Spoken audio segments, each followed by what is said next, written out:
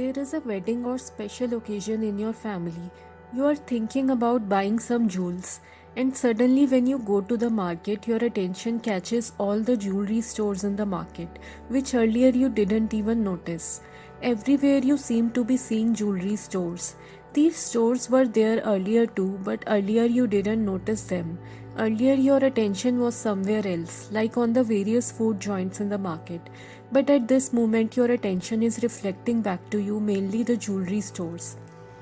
Another example, you are in a crowd of people who are all talking to each other loudly. There is too much noise in the crowd that you can't hear anything properly. But somewhere in the crowd, someone calls your name.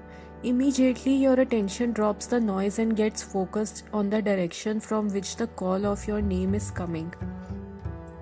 This is a mystery about the phenomena of attention. There is an enigma in the process of attention that can only be deciphered when observed too closely.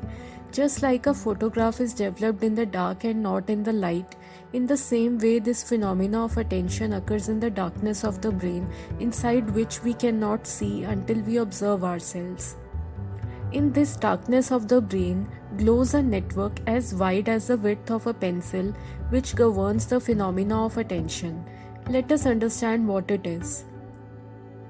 First of all, there are mainly two parts of our mind. One is the conscious mind and other is the subconscious mind. The conscious mind processes nearly 40 bits of information per second, while the subconscious mind processes millions and billions of bits of information every second. There is a system which acts as a filter between the conscious mind and the subconscious mind. This system is called Reticular Activating System, RAS. This system is a network of nerves located in the brainstem. The RAS sets the programming in our brain through which we see and perceive the world.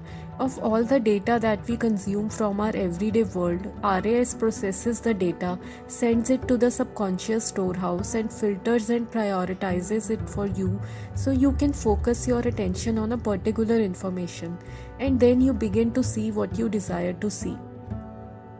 Throughout our life, this system keeps on constantly changing and shifting.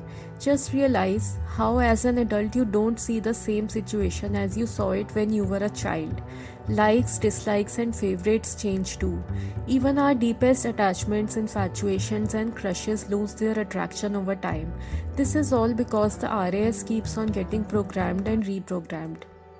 In T1 moment of time, you are not the same person as in T2 moment of time. Our life is the sum of these moments, T1 plus T2 plus T3 up to Tn.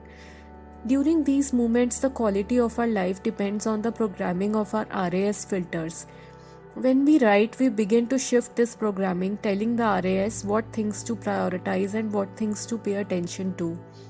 The more depth we add to our RAS, the richer is the quality of our life. As you take a scrappy notebook and scratch on it with the charcoal tip of the pencil or metallic tip of a pen, you tell your RAS to pay attention to little things. Writing activates the RAS and helps you zero down your attention so that the stream of your thoughts can flow free. When you journal or write something such as an affirmation or an intention, it programs your RAS to pay attention to all those things that are useful or supporting of your goal. As for the creative process, there are two writing tools that enable us to reprogram our RAS to look at life in a fresh, colorful way. One is exposition and other is description. Exposition is where you write something by exposing it in full-on detailed manner, by ripping it apart to shreds and by jotting down a picture to its pixels. Google defines exposition as this: a comprehensive description and explanation of an idea or theory. An exposition is when you look at something as if you're looking at it for the very first time or as a newborn. How would you then describe it, not as an adult but as a child? When we write an exposition, we program our RAS to look at the word from the child's point of view. We code our brain to pay attention to little things, to ask questions and to sense the mystery and fantasy in everyday things. Say for instance, if you ask the adult, they say, "I live on planet Earth," whereas a child says, "I am sitting in a blue-green ball floating in a black ocean of space." So, writing and exposition programs are RAS to learn to focus our attention on a particular window of time, to move and control our attention on our will, to see things clearly and in a magnified way. On the flip side, description is the way how you describe what you see, what details you express, and in what words you express the details. A description is basically a picture you paint with the words. A picture in words of somebody or something, or of something that happened.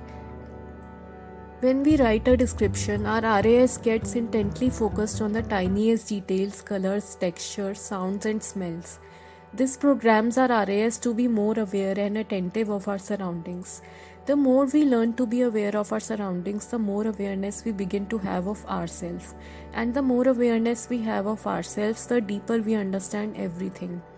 So, all in all, whether you wish to mirror your desired reality in the world outside or you want to be more creative, then write your way to reprogram your RAS. Author of Bird by Bird, Anne Lamott writes, writing motivates you to look closely at life as it lurches by and tramps around.